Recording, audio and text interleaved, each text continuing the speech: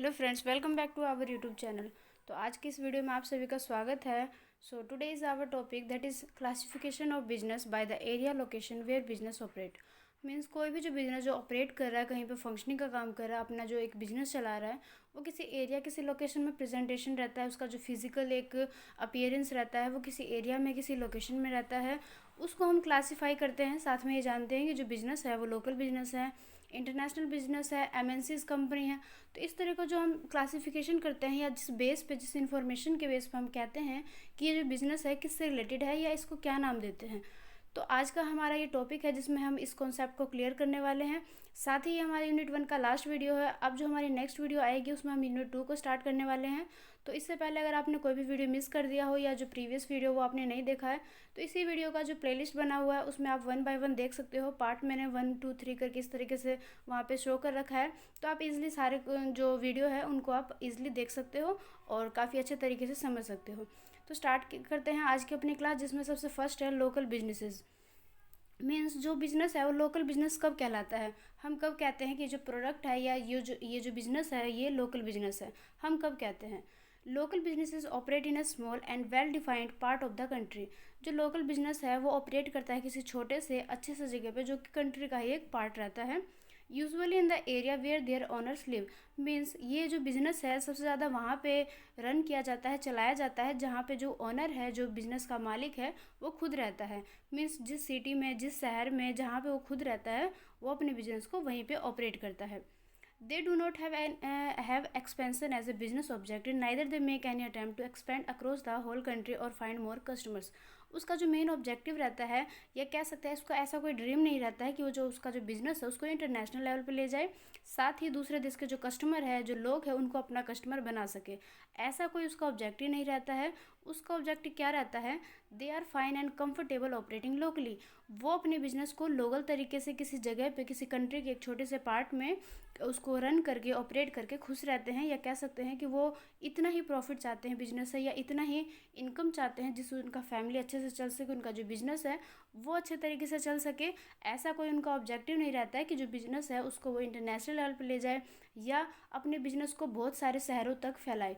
तो ऐसा कोई उसका मोटिव नहीं रहता है, ऐसा कोई उसका ऑब्जेक्टिव नहीं रहता है। तो ये बेसिक सा पॉइंट है लोकल बिजनेसेस के बारे में। एक एग्जांपल इसका, जैसे स्मॉल कंस्ट्रक्शन कंपनीज है जो ऑफर करती है किसी हाउस को रेनोवेशन के लिए कारपेंटिंग का काम, या आप घरों के आसपास देखोगे ब्यूटी सैलून रहते हैं, कॉस्मेटिक के दुकान रहते हैं, स्टेशनरी के शॉप रहते हैं। ये एक छोटा मोटा जो दुकान हमें स्टोर अपने घरों के आसपास दिखाई देता है, ये सारा होता है लोकल बिजनेस का एक example. Their main business objective is to make sufficient profit to sustain his or her family. उनका जो मेन ऑब्जेक्टिव रहता है बिजनेस को लेके वो ये रहता है कि उनका जो बिजनेस है, जो प्रॉफिट है, वो सफिशेंट इतना हो सके कि जो उनका बिजनेस है वो अच्छे तरीके से सस्टेन कर सके, अच्छे तरीके से जो उनका बिजनेस है और उनका जो फैमिली है वो चल सके। तो उनका जो मेन ऑब्जेक्टिव है बस इतना ही रहता है अपने बिजनेसेस को लेके। ठीक है, तो आई होप आपको क्लियर हो गया होगा कि लोकल बिजनेस किसे कहा जाता है। अगर हम इसे वन लाइन में डिफाइन करें तो हम ये कह सकते हैं कि जो लोकल बिजनेस है वो हमारे घरों के आसपास में जो छोटे दुकान या शॉप जो स्टोर है वो हमें दिखाई देते हैं, जिनका जो मेन ऑब्जेक्टिव है बस अपने बिजनेस को एक जगह पे चलाना है और उसे प्रॉफिट इतना कमाना है कि उससे उसका बिजनेस और उसकी फैमिली चल सके। उसका जो मेन ऑब्जेक्टिव ऐसा कुछ नहीं रहता है कि जो उसका बिजनेस है या उसका जो स्टोर है उसको वो इंटरनेशनल लेवल पे नेशनल लेवल पे ले जाए। ना कोई उसका मोटिव रहता है कि जो उसका जो बिजनेस उसको बहुत वास्ट एरिया में, बहुत ज़्यादा वास्ट एरिया तक फैला सके। तो उसका एक छोटा सा ओपिनियन रहता है बस अपने बिजनेस को एक नॉर्मल तरीके से रन करना। ओके, तो आई होप आपको समझ आ गया होगा कि लोकल बिजनेस किसे कहते हैं। जो हमारा नेक्स्ट पॉइंट है वो है नेशनल बिजनेस। अब आपको नाम से ही क्लियर हो जाएगा, नेशनल बिजनेस का मतलब है कि कोई बिजनेस जो कि पूरे देश में फैला हुआ है। अब हम लाइन को पढ़ते हैं कि इसमें लाइन में क्या बताया गया है। National businesses have many branches in one country. कि जो नेशनल बिजनेस होता है उसका एक देश के अंदर काफ़ी सारे ब्रांचेज रहता है। ब्रांचेस का मतलब है कि जो उसका बिजनेस है एक देश के अंदर हर जगह फैला रहता है। उसका मेन जो एक सेंटर है या ब्रांच है वो कहीं और रहता है, बट जो उसका बिजनेस है वो एक देश के अलग अलग जगह पे अलग अलग स्टेट्स में पाए जाते हैं। ऑपरेट अक्रॉस मोस्ट, कहने का मतलब जो उसका जो बिजनेस है वो काफ़ी एक सिटी से दूसरे सिटी, या कह सकते हैं कि जो एक कंट्री है उसके जितने भी स्टेट्स है डिफरेंट डिफरेंट जगह पे उसका जो बिजनेस है वो चल रहा होता है। However they make no attempt to establish business operation in other countries. तो उसका जो मेन एक बिजनेस का जो एक मोटिव रहता है या ऑब्जेक्टिव रहता है, ऐसा कुछ नहीं रहता है कि वो कंट्री की जो सीमा है उसको पार करे।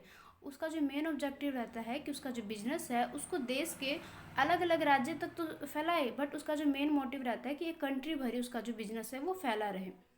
दे are fine doing business only in their own country, क्योंकि वो इस चीज़ में सुटेबल रहते हैं, या कह सकते हैं कि जो उसका ऑब्जेक्टिव है वो बस अपने देश तक ही रहना होता है। The main business objective for national businesses include maintaining sales revenue and market share. और उनका जो बिजनेस है, जो एक ऑब्जेक्टिव होता है, एक ओपिनियन रहता है, उसका जो एक ऑब्जेक्टिव है वो ये रहता है कि वो अपने नेशनल बिजनेस से इतना मेंटेन कर सके, जो उसका सेल रेवेन्यू मतलब जो उसका जो बिक्री है, जो सेल कर रहा है उससे उतना रेवेन्यू, उतना इनकम ले सके कि उसका जो बिज़नेस है वो मेंटेन रहे। साथ ही उसका जो मार्केट में जो शेयर है वो सारा मेंटेनेंस के अंडर ही आ जाए। मीन्स जो उसका बिजनेस है एक देश के अंदर अच्छे तरीके से रन कर सके, अच्छे तरीके से वो प्रॉफिट अचीव कर सके। ये सारा उसका मेन मोटिव रहता है। जैसे हम एग्जाम्पल के लिए देखते हैं, large car retailing firms, retail shop with many branches selling good in just one country, logistics and security companies, national bank etc. ये कुछ इसके एग्जाम्पल है जो कि नेशनल बिजनेस को एक तरह से बताते हैं कि ये जो बिजनेस है इसका एग्जाम्पल है नेशनल बिजनेसेस का, जिसमें बताया गया कि कुछ नेशनल बिजनेसेस हो गया, कुछ सिक्योरिटी कंपनियां हो गया, कुछ लॉजिस्टिक कंपनियां हैं जो कि क्या करती है, अपने बिजनेस को पूरे देश में फैला के उसको चलाती हैं। साथ में उसका जो कंट्रोल है वो किसी एक जगह से होता है, बट जो उसका बिजनेस है पूरा ऑल ओवर इंडिया में, या कह सकते हैं ऑल ओवर कंट्री में उसका फैला रहता है। तो ये था हमारा नेशनल बिजनेसेस के बारे में। तो हमारा जो नेक्स्ट टॉपिक है वो है ग्लोबल या मल्टीनेशनल बिजनेसेस। तो इसको स्टार्ट करने से पहले एक इम्पोर्टेंट चीज़ मैं आपको बताना चाहती हूँ कि ये जो वीडियो है ये हमारी लास्ट वीडियो है यूनिट 1 की। हमने ऑलमोस्ट यूनिट 1 के सारे कॉन्सेप्ट क्लियर किए हैं। साथ में जो भी आपका टॉपिक है आपके सब्जेक्ट के अंदर, उन सभी को हमने काफ़ी ब्रीफली वे में, काफ़ी नॉर्मल लैंग्वेजेस में अपने लाइफ से रिलेट करते हुए हमने इन चीज़ों को समझा है। तो अगर आपने प्रीवियस वीडियो नहीं देखा है तो उसको ज़रूर देखें, क्योंकि आपका जो प्रीवियस वीडियो है वो आपको काफ़ी अच्छे वे में आपका जो सब्जेक्ट है उस पर एक कमांड रखेगा, आपको अच्छे तरीके से इन चीज़ों के बारे में नॉलेज रहेगा, इन्फॉर्मेशन रहेगा, जिससे आप अपने एग्ज़ाम में अच्छे तरीके से अटैम्प्ट कर सकते हैं, अच्छे मार्क्स अचीव कर सकते हैं। साथ ही जो ये जो वीडियो है इसकी जो प्लेलिस्ट बनी हुई है उस प्लेलिस्ट को ज़रूर शेयर करें, क्योंकि शेयरिंग इज़ केयरिंग एंड आपके जो शेयरिंग है, या कह सकते हैं जो वीडियो का लाइक है, सब्सक्रिप्शन है, ये मुझे काफ़ी, ये जो आप इस तरीके से जो सब्सक्राइब करते हो या शेयर करते हो, ये मुझे काफ़ी मोटिवेट करता है और साथ ही इस तरीके की वीडियो बनाने के लिए काफ़ी अप्रिशिएट करता है। तो वीडियो को लाइक ज़रूर करें एंड चैनल को सब्सक्राइब करें, इसको ज़्यादा से ज़्यादा लोगों के बीच में शेयर करें। तो हमारा यूनिट 1 आज कवर हो जाएगा। हमारा जो नेक्स्ट पॉइंट है इसको हम कवर कर लेते हैं। तो हमारा जो नेक्स्ट पॉइंट है वो है ग्लोबल या मल्टीनेशनल बिजनेसेस। अब देखो, कोई जो बिज़नेस है या कोई जो एक प्रोडक्ट है, उसकी जो कंपनी है, वो जब एक से ज़्यादा देशों के बीच में फैल जाता है, या हम कह सकते हैं कि जो बिज़नेस है वो कई देशों में जब चलने लग जाता है, तो उस तरीके का जो कंपनी है हम उसको एमएनसीज या ग्लोबल या मल्टीनेशनल बिजनेसेस का नाम देते हैं। तो global businesses also called multinational companies. जो ग्लोबल बिजनेस है उसको हम एक दूसरा नाम देते हैं जो कि मल्टीनेशनल कंपनीज है। Operate in more than one country, जो कि एक से ज़्यादा देशों में ऑपरेट होता है, एक से ज़्यादा कंट्री के अंडर उसका जो बिजनेस है वो चल रहा होता है। They are more than just importers and exporters, उसके पास काफ़ी सारे इम्पोर्टर्स और एक्सपोर्टर्स होते हैं। अब मैं आपको बताना चाहती हूँ कि जो इम्पोर्टर्स है, जो एक्सपोर्टर्स है, वो किसे कहा जाता है। इम्पोर्टर्स और एक्सपोर्टर्स पर्सन होते हैं, आदमी होते हैं, जो कि क्या करते हैं, जो इम्पोर्टर्स है जिसको हम नाम देते हैं कि दीज आर इम्पोर्टर्स या दिस इज़ इम्पोर्टर्स, जो पर्सन होता है वो क्या करता है, मान लो दूसरे देश से जितने भी हम चीज़ों को मंगाते हैं, खरीदते हैं, उन सभी को इंपोर्ट करने में, मीन्स अपने देश में लाने में हेल्प करते हैं। तरह के जो भी एक डॉक्यूमेंट का जो एक रिलेटेड वर्क होता है, उन सभी को कंप्लीट करके जो प्रोडक्ट है या जो बिज़नेस है उसको अपने देश में प्रोडक्ट को लाने में हेल्प करता है। जो एक्सपोर्टर्स होते हैं इसके जस्ट अपोजिट होते हैं। जैसे एक प्रोडक्ट हमारे इंडिया में बना है, उस प्रोडक्ट को अगर दूसरे देशों में बेचना है तो एक्सपोर्टर्स का हेल्प लिया जाता है। एक्सपोर्टर्स के थ्रू हम उस प्रोडक्ट को दूसरे देशों में बेचते हैं, सारे डॉक्यूमेंट वेरिफिकेशन करवाते हैं, जितने भी डॉक्यूमेंट रिलेटेड वर्क होते हैं वो सारे कंप्लीट किए जाते हैं। तो ये दो पर्सन होते हैं जो कि किसी प्रोडक्ट को मल्टीनेशनल जो कंपनियाँ है, ये कह सकते हैं जो दूसरे कंट्रीज़ है, उसमें बेचने और ख़रीदने में हेल्प करते हैं। इसके बाद है they have their head quarters in one country. अब देखो बिजनेस जो है वो बहुत सारे देशों में फैला रहता है, बट जो बिजनेस है उसका जो हेड क्वार्टर है, या कह सकते हैं कि जहाँ से बिजनेस कंट्रोल हो रहा है वो किसी एक देश में रहता है, but offices, factories and assembly plant in other country to produce good and product services anywhere in the world. लेकिन जो बिजनेस के जितने भी ऑफिसेज है, फैक्ट्रीज है, जहाँ पे हम प्लांट को एक बोलते हैं कि जहाँ पे हम प्रोडक्ट को प्रोड्यूस करते हैं, जिस प्लांट्स के अंदर, वो अलग अलग देशों में उसका बना रहता है, फैला रहता है।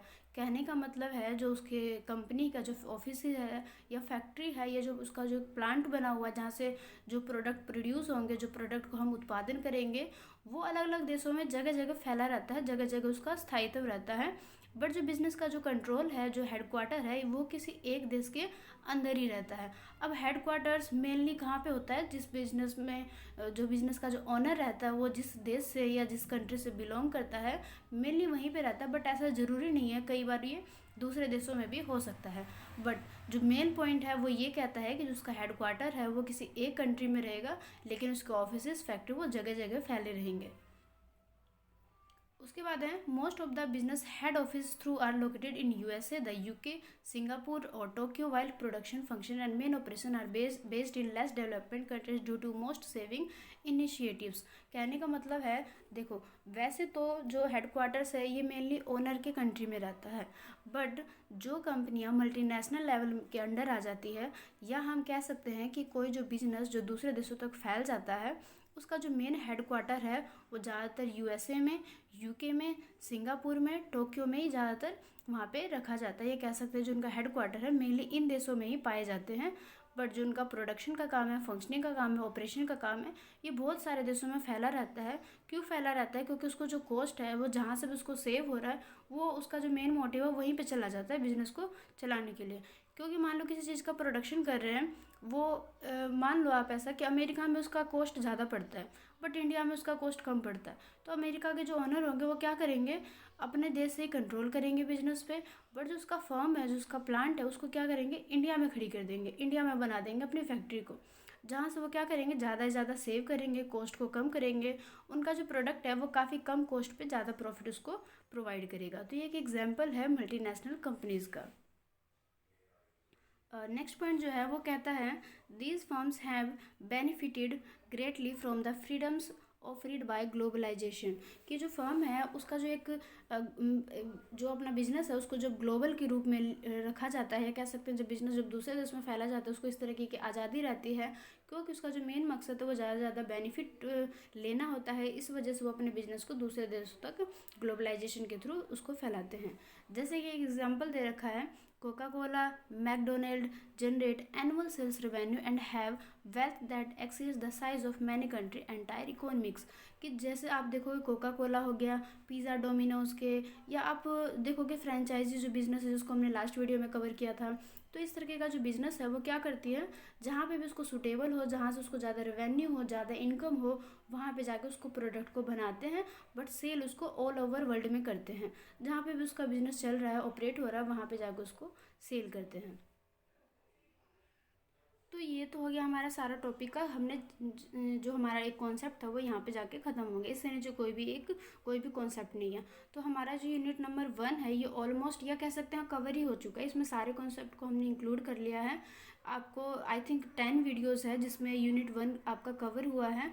थोड़ा सा वीडियो आपको लग सकता है कि ज़्यादा है, या थोड़ा सा जो वीडियो है वो काफ़ी लेंथी है, बट जो मेरा मेन मोटिव रहता है ये आपको क्या है, किसी भी चीज़ को ब्रीफली वे में बताना होता है। ऐसा नहीं है कि मैं वीडियो आप देख के अंदर आओगे बट आपका टाइम वेस्ट होगा या आपको चीज़ें पता नहीं चलेगा, ऐसा कुछ नहीं है। अगर आप वीडियोस को ओपन करते हो, आपने अगर वीडियो को अच्छे तरीके से देखा है, तो आपको काफ़ी अच्छे तरीके से सारे समझ आ गए होंगे।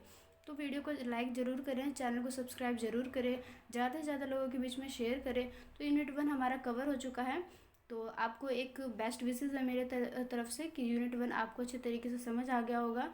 और अगर आपको कोई भी क्वेरी है, कोई भी डिफ़िकल्टीज आ रही है समझने में, या किसी भी तरह के कोई कन्फ्यूज़न क्रिएट हो रहा है, तो आप कमेंट के थ्रू मुझे बता सकते हो। मैं उसको आपको अच्छे वे में, और कह सकते हैं कि जो भी आपका कन्फ्यूज़न है उसको मैं डायरेक्टली वे में आपको क्लियर कर दूँगी।